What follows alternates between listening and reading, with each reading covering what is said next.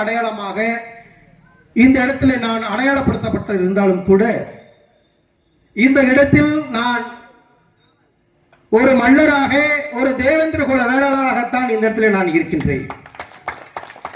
காரணம் இங்க இருக்கக்கூடிய மக்கள் மட்டுமல்ல, இங்க இருக்கக்கூடிய உறவுகளுடைய சகோதரருடைய நட்பு வட்டம் மட்டுமல்ல, இந்த கோரிக்கையும் என்னை சார்ந்துதான் இருக்கின்றது. தமிழர் அடையாள மீட்பு களம் இங்கே ஒரு கோரிக்கையை ஆரோக்கியமாக அழுத்தமாக திருத்தமாக வைத்திருக்கின்றது. என்ன கோரிக்கை? பட்டியல் வெளியேற்றம் மற்றும் அரசியல் விழிப்புணர்வு. பட்டியல் வெளியேற்றம் என்பதை இங்கு மிகுதியாக பேசிக்கொண்டு இருந்தாலும் ஏழை எளியலாக கிராமங்களோடும் பட்டி தொட்டி எங்கும் இருக்கக்கூடிய நம்முடைய தேவேந்திர குல சமூகத்திற்கு இதனுடைய கூறுகள் என்ன, இந்த பட்டியல் வெளியேற்றத்தினுடைய நோக்கம் என்ன, அதற்கான அவசியம் என்ன என்கிற ஒரு புரிதல் பொதுவாக இல்லை. அதை மீட்டெடுக்க, அதை விழிப்புணர்வை ஏற்படுத்தி இந்த பட்டியல் வெளியேற்றத்தினுடைய நன்மையையும் அதனால் இருக்கக்கூடிய பாதிப்பையும் தெள்ள தெளிவாக உங்கள் முன்னே கருத்தியல் ரீதியாக உங்களை தெளிவுபடுத்துவதற்குத்தான் இங்கு அரும்பாடு கொண்டு கொண்டிருக்கிறது தமிழர் அடையாள மீட்பு களம். அதற்காகத்தான் இங்கே ஒரு சிறப்பான ஒரு கூட்டம். இந்த கூட்டம் ஒன்று நேற்றல்ல, கிட்டத்தட்ட 2-3 முறை இதை சார்ந்து நடத்தி கொண்டிருக்கிறார் பேர் அன்புக்குரிய சகோதரர் நாராயணன் அவர்கள்.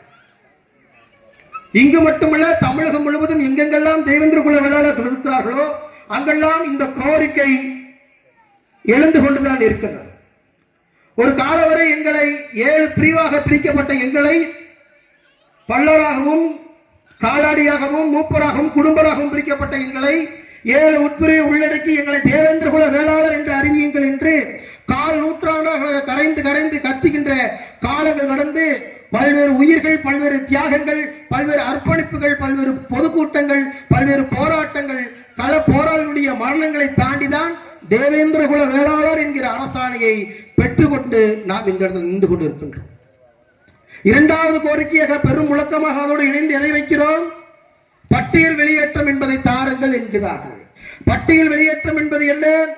காலம் காலமாக இந்த மண்ணுடைய மைந்தர்களாக, இந்த மண்ணுடைய அடையாளமாக, தாயின் கருவணையாக இருக்கக்கூடிய இங்கெல்லாம் பசித்தவர்களுக்கெல்லாம் உணவை அளிக்கக்கூடிய ஒரு உன்னதமான செயலை செய்யக்கூடிய வேளாண் தொழில் செய்யக்கூடிய வேளாண் வழி மரபில் வந்த இந்த தேவேந்திர குல வேளாளர்கள், இந்த குடும்பர்கள், இந்த காலாடிகள் காலம் காலமாக ஒரு ஒடுக்கப்பட்ட சிந்தனையின் அடிப்படையில் அவர்களை ஒடுக்கப்பட்டவர்களாக, தீண்டத்தகாதவர்களாக, புறக்கணிக்கப்பட்ட